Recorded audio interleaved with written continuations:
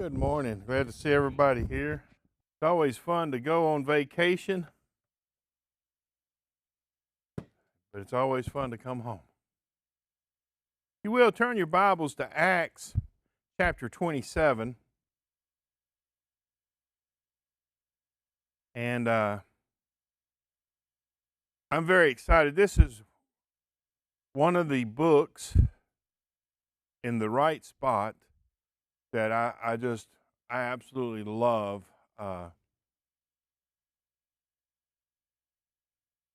There's so many lessons that you can pull out of this on a continual basis. Storms come in your life even when you're in the will of God. Here, Paul is in the will of God. We know the angels came and told him that you're going to go to Rome, and this storm has still happened in his life. And if you will, we're going to pick up. I know we did this 2 weeks ago, but I want to just refresh our memory. Here, remember, Paul is a prisoner. He's going to Rome. He's under guard. But if you look back in 27 verse 10, and he said unto them, this is Paul speaking, Sirs, I perceive that this voyage will be with hurt and much damage, not only of the laden and ship, but also of our lives. He gives them a warning. What kind of warning is this? I think it's a prophetic warning. But he's captive, and we're going to see before the end of today's lesson, he goes from being captive to like the captain of this group of 276 people. Look down in verse 21.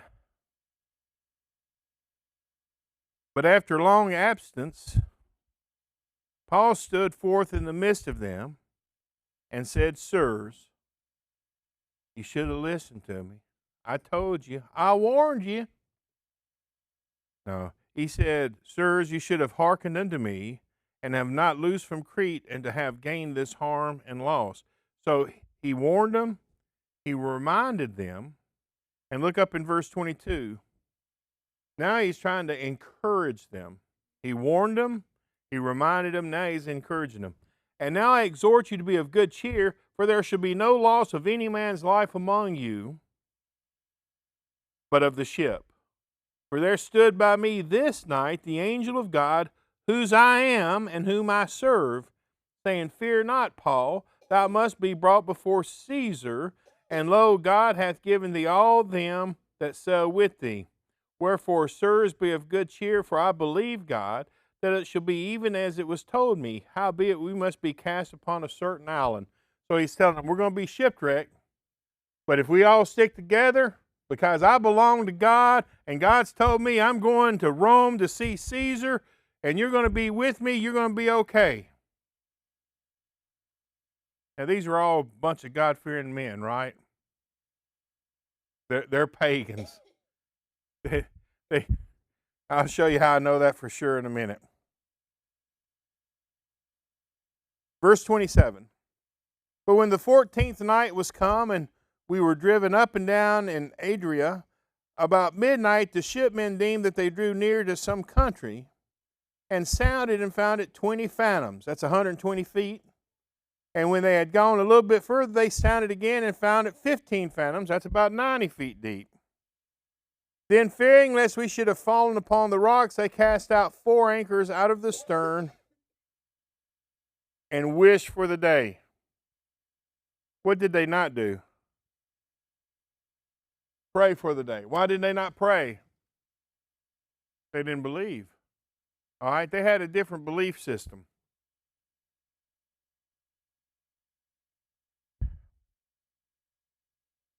It reminds me, any of y'all ever watched, it's an old show now, they don't even put it on no more.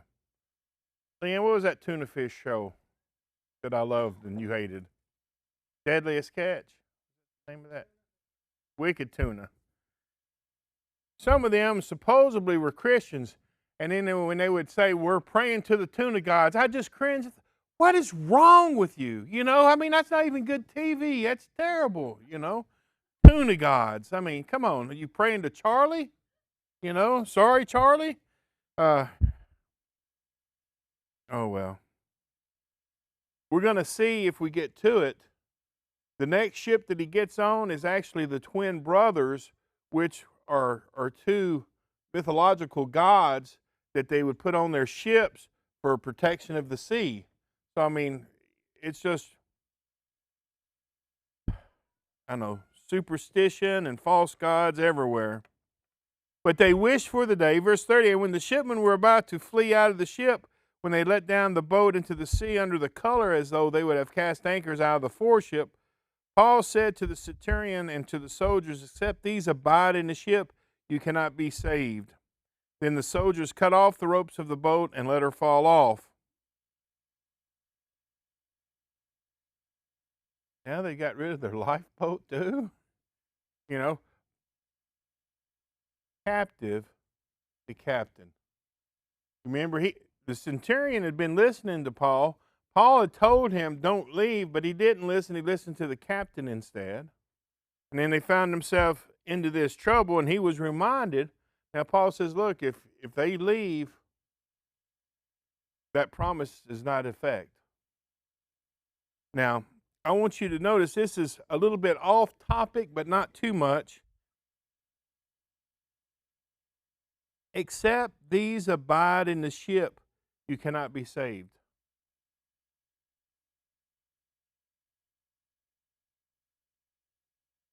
In our society, we see a throwaway society. When it gets a little tough, we're going to cut our ties and, right? How many times have you heard young people say, well, we're going to get married, we're going to try it for a while? No, that's not how that works. You get married, it's for life. To death do you part. You know, that's how it's supposed to be. You know, we'll study and become whatever it is we're doing in life, and then we decide, oh, you know what? Maybe this is not what I want to do no more. It's a little bit tougher than me. I'm telling you, sometimes we need to abide. Even when it's tough, you abide until you absolutely know the green light is from God. What would happen if Paul said, you know what? This is not how I vision myself getting to Rome. I think I'll just stay here and I'll find me another way. Thank you very much. It doesn't work that way. And when you sell out to God, you sell out, even in the storms. And you keep looking to Him because He is your vessel. He's your ship. And unless you abide with Him, you're not going to make it. You have to stay faithful to Jesus Christ and serve. These men were pagans, but for them to be covered under the umbrella of Paul, they're going to have to stay with the vessel. It's not all man for himself, but everybody's going to be together here. I just thought that was something to kind of look at. They had to stay, and so many times we want to jump ship, and we'll use whatever excuse we can. Well, you know, my boss is a jerk. My wife don't love me like she used to. My husband don't treat me right. You know, we'll look for whatever excuse we have to. Oh, come on, y'all. It might not be you, but you know somebody, don't you? Well, then don't look in the mirror either.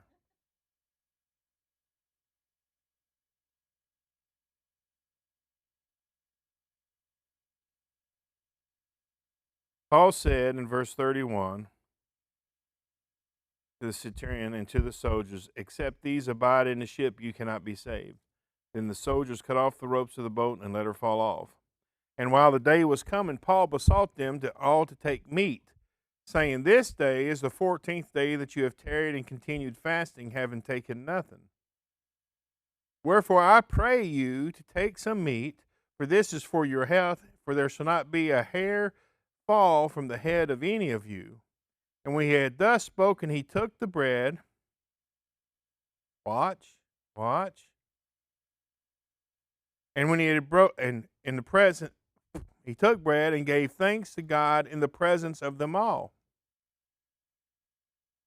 He wasn't ashamed in front of these men who did not believe in his God. And he told them, you're going to eat, you need to eat. I'm going to thank God for it. And then he distributed the food. And when he had broken it, he began to eat. Then were they all of good cheer, and they also took some meat. Captive, the captain. Even the captain is listening to Paul now. Understand how that works? You serve, and when you serve, I don't want to get too far ahead. We'll see. Christ came from on high, from the very presence of the glory of God, right down to the midst of humanity at its worst, and he served them. This is the King of Kings, the Lord of Lords, God of all hosts, and here he is in his majesty serving fallen humanity.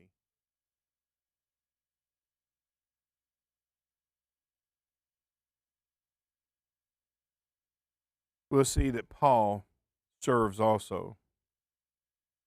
And we were in all in the ship 216 souls. And when they had eaten enough, they lightened the ship and cast out the wheat into the sea. You know, as a preacher over the years, I've seen people as they age and get sick and pass away. Some are sick, some just pass away. Some because they're old, some is because they're just really sick and young even. But I've noticed the progression, I guess. The closer you get to glory, the closer you get to going home, the things of this world doesn't matter. You know, sometimes it bothers me. Family says, you know, if he would just eat and drink, he's not eating and drinking, so he's not going to make it. Even though you might have had a vicious appetite, when you're getting close to glory, earthly food doesn't matter. You know, there's other things. Donnie talks about it. Things are not as rich as they used to be as you get older. You know, the things that used to catch your eye when you was young doesn't catch your eye. Some of y'all worried a little bit because we didn't catch any big sharks. Well, you know what? I don't really care to catch big sharks anymore. You know, I mean, it's okay. And when my sons and grandsons want to do it, I'll participate. But it doesn't hold the same charm as it once did. But see, that's been 15, 20 years ago when we was doing that. Things change, you know. I told Leanne this vacation here, I said, we need to learn to lighten our ship a lot, you know. Next time, them stairs was just terrible up and down them stairs constantly. But I told her, I said, next time I think I want to stay in a condo where they put your table and your umbrella and your chairs out and you just walk out there with your towel, you know. I kind of, she's back there shaking her head. No, I'm going, that would be wonderful. Just walk down there and sit down. If it storms and it blows away, it's not yours. You know what I mean? It'll be there tomorrow morning. She says, what about all them people? And that's the kicker. I don't really want to be surrounded by 1,000 people on a little piece of sandy beach. But anyway, they started throwing everything on the boat. The thing that was going to bring them the money that was so important when they left the port, while they had to go in and leave so they could go in and get that paycheck, it's garbage to them now. They're throwing it. It's weighting the ship down. They're trying to get this boat to land now. 14 days. And when it was day, they knew not the land, but they discovered a certain creek with a shore. I'm in verse 39. Into which they were minded, if it were possible, to thrust in the ship. And when they had taken up the anchors, now here I went and checked this out to make sure. They didn't pull the anchors up. They cut the anchors, okay? And there's a place in Malta, the island that they were at, and a creek. In the 1960s, a man was exploring there and found 4 uh, anchors cast into the creek.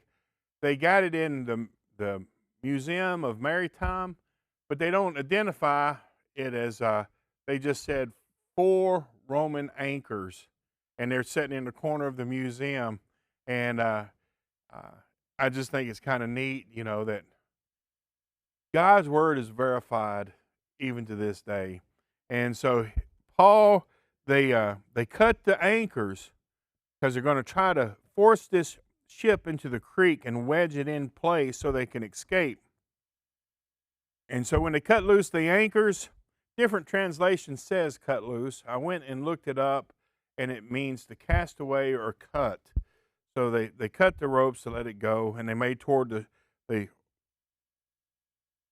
when they taken up the anchors, they committed themselves unto the sea and loosed the rudder bands. It was the things we was talking about 2 weeks ago that they tied around the ship to try to hold the ship together. They cut that loose. They hoisted up the mainsail to the wind and made toward the shore. And falling into a place where 2 seas met, that was the other thing that explorer said. He found those 4 anchors where 2 seas met in the inlet going towards the creek. So they ran the ship aground, and the forepart stuck fast and remained unmovable, but the hinder part was broken with the violence of the waves. And the soldiers' counsel was to kill the prisoners, lest any of them should swim out and escape.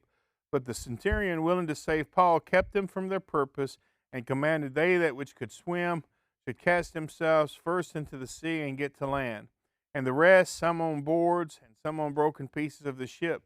So it came to pass that they escaped all safe to land. Now, my mind, I do crazy things in my mind sometimes. I don't know. I've not been able to find out. I wonder if those Roman soldiers had those breastplates on when he told them to jump in the sea. I wonder if they took them off before they jumped in the sea. I think I'd be getting rid of all the metal stuff, already. But anyway, I just find it kind of funny. I'm thinking, there's that metal helmet, the metal breastplate, and the shin plates, and we're going for a swim, boys. Not me, boss. But anyway, we're making pretty good time. I want to finish down to this, at least down to 10. And when they were escaped, and they knew that the island was called Malaysia, and the barbarous people showed us no little kindness, for they kindled a fire and received us every one because of the present rain and because of the cold. Now, I've never have really figured this out until this trip to the coast for us. It rained the first 2 or 3 days we was down there a lot. And it would rain, but it would go away and rain, but it kind of stayed overcast. It can be 80 degrees outside, and you get wet with rain, and then it stays cloudy, and a little bit of wind blows. You get cold. I'm not used to getting cold on the beach. There was a couple times I wanted a towel to wrap up in. So I never understood why they had to build a fire, even though it was in the fall, in this place. It's warm. But I understand, and it says because of the cold. Now, verse 3: and when Paul had gathered a bundle of sticks and laid them on the fire, there came a viper out of the heat and fastened onto his hand. And when the barbarians saw the venomous beast hang on his hand, they said among themselves, no doubt this man is a murderer, whom, though he hath escaped the sea, yet vengeance suffereth not to live. Any of y'all have a Bible that's translated justice with a small j? Okay, that would be the better translation, justice. And justice is actually what they recognize as the daughter of Zeus, that would right or wrong. They were a pagan people. They served the false gods of Greek mythology, and the actual word is Decay, which is the daughter of Zeus, and she's Justice.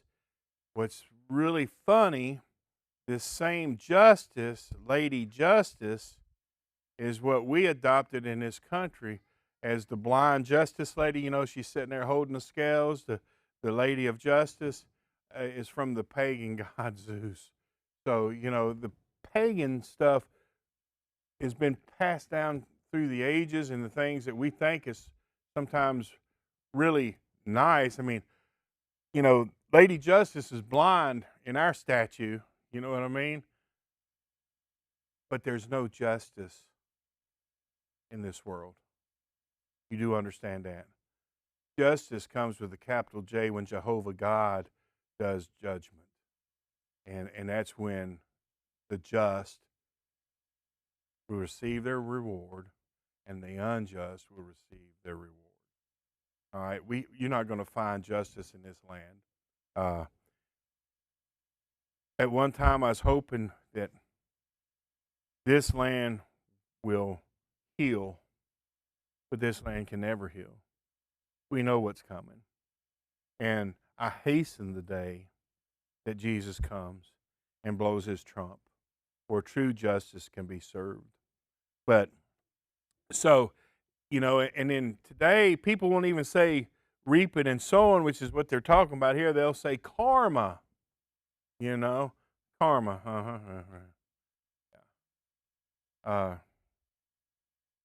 Please, if you're Christian, don't use karma in my presence, because I will probably correct you. I don't like that. If you believe in karma, what you really should be as a Christian, you believe reaping and sowing, okay? And because it says, God will not be mocked, whatsoever man sow, that shall he reap. And just like, you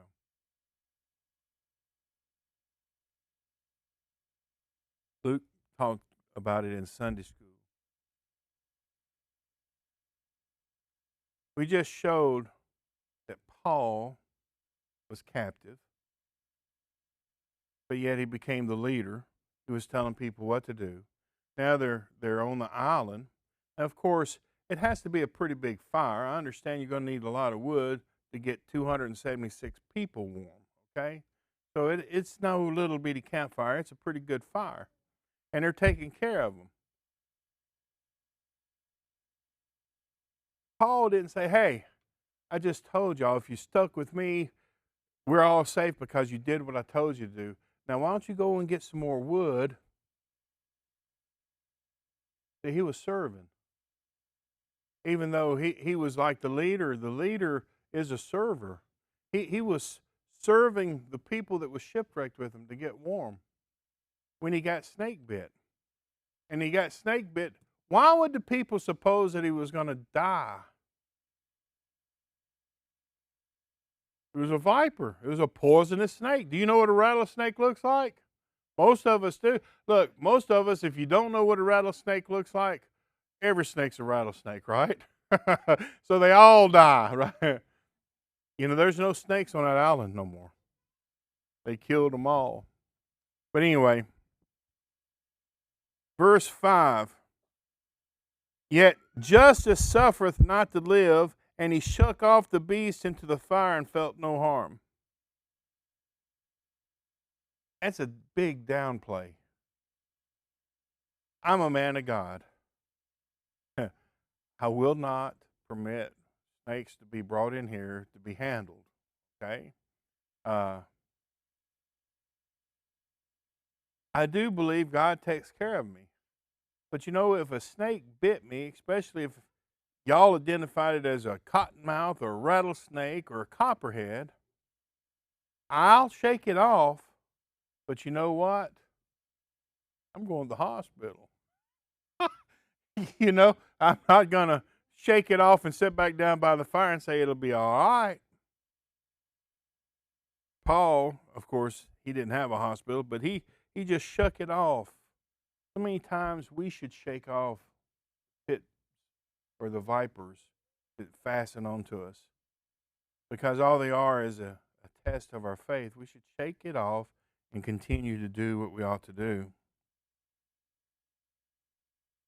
In verse 6, howbeit they looked when he should have swollen or fallen down dead suddenly, but after they looked a great while and saw no harm come to him. That's how finicky pagans can be. They changed their minds and said he was a god. He's not a murderer. He's not deserving of death. He's a god. Look, he didn't even swell up. He didn't die.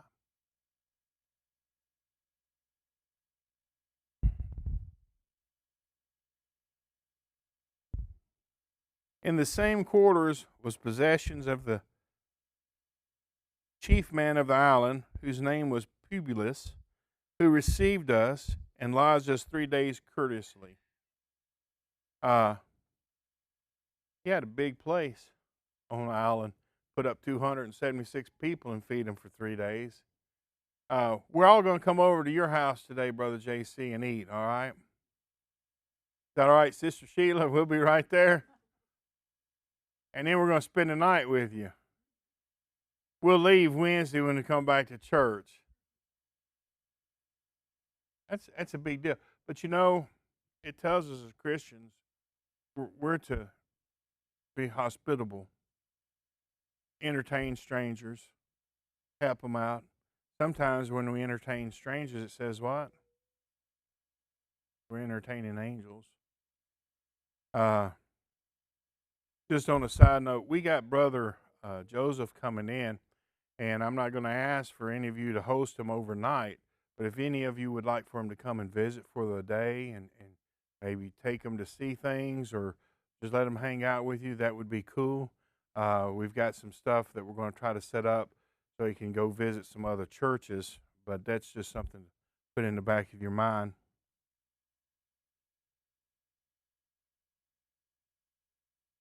Now, where was I? So they, and it came to pass in verse 8 that the father of Publius lay sick of a fever and of bloody flux, dysentery, to whom Paul entered in and prayed and laid his hands on him and healed him.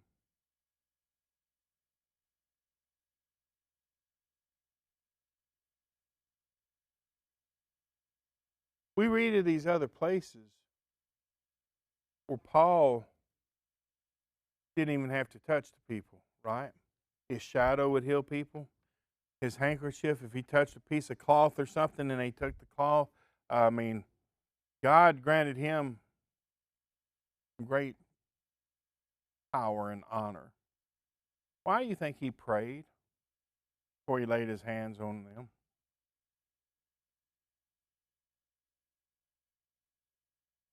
So they'd know that he was not God. He was praying to God. Yeah, see, it doesn't really tell us here, but don't you think, aren't you pretty sure that while Paul was there for 3 months, he preached the gospel? You know, we can't prove it, but history says that Publius was the Roman governor, per se, of this island, was the first pastor of the island. You see what can happen when you serve God? So when this was done, others which had diseases in the island came and were healed.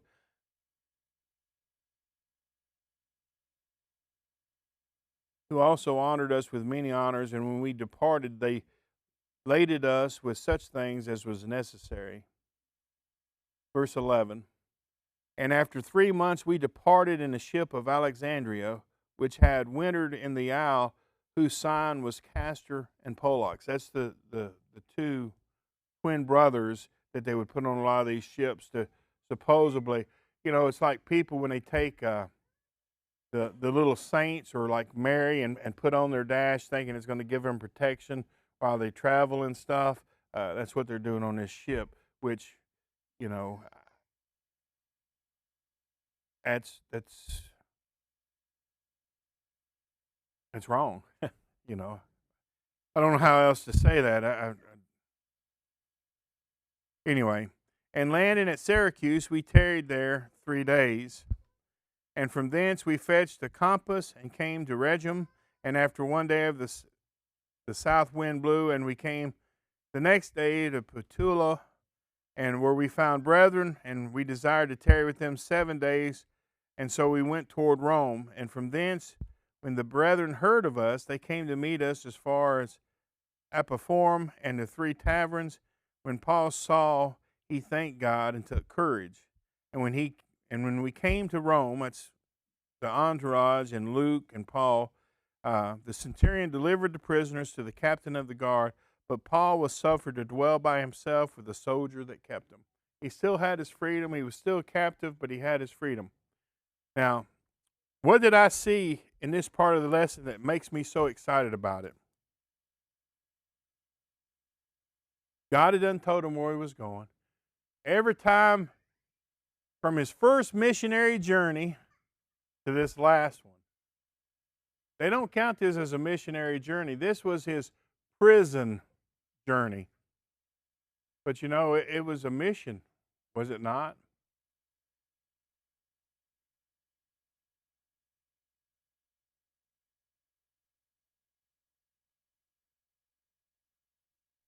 He was shipwrecked. He didn't lose his faith. He kept being the man of God that he always was. He had warned them before they left. He reminded them after they got into trouble. Then he told them what to do while they were in trouble, how to survive. Got there, he got snake bit, shook it off. Then he healed the leader's father. Then he healed other people. Now he's on his way to Rome. Just not quite the way he thought it would go. James tells us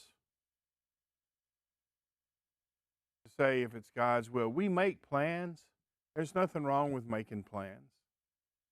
But I do think we ought to have in the back of my mind, and in the South we say it a lot, you know, I'll see you tomorrow if God wills. But you know, sometimes we don't, and then we say, and the creeks don't rise, but sometimes we don't say it, but it's always in the back of my mind. If God wills, we will, and if not, we won't. You know, and there is peace in knowing that, I think.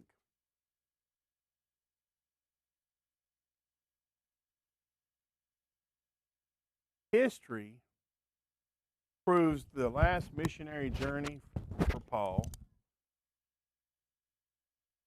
was probably the one that did the most for the world. He reached people that was upwardly mobile, if you want to call it that, in those days, and it was traveled. And part of his mission reached the far corners of the so-called world at the time that helped produce what we see in today's society as Christianity. We owe a lot to Paul's stubbornness and love for Jesus Christ. The same stubbornness that killed the Christians and chased the Christians is the same stubbornness that proclaimed the gospel even in times like this.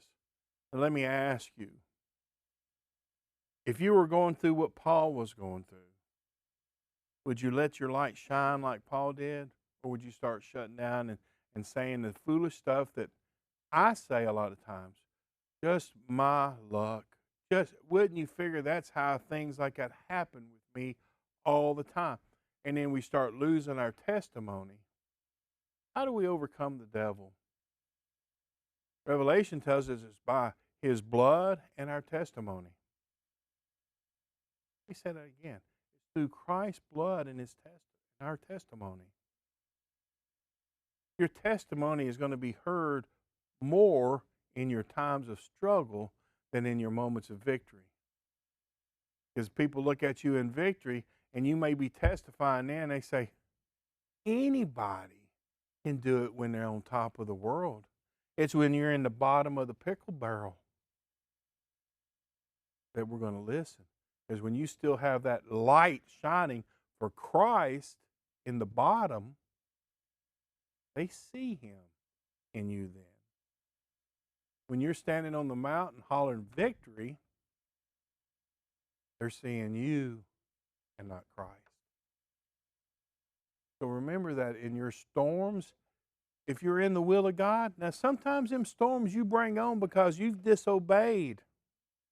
You got to know the difference. Sometimes it's chastisement. Other times it's for His glory. Use it for His glory. Use it for His glory. Brother Johnny, would you come up and lead us in a song of invitation? I can hear my Savior calling. I can hear my Savior calling.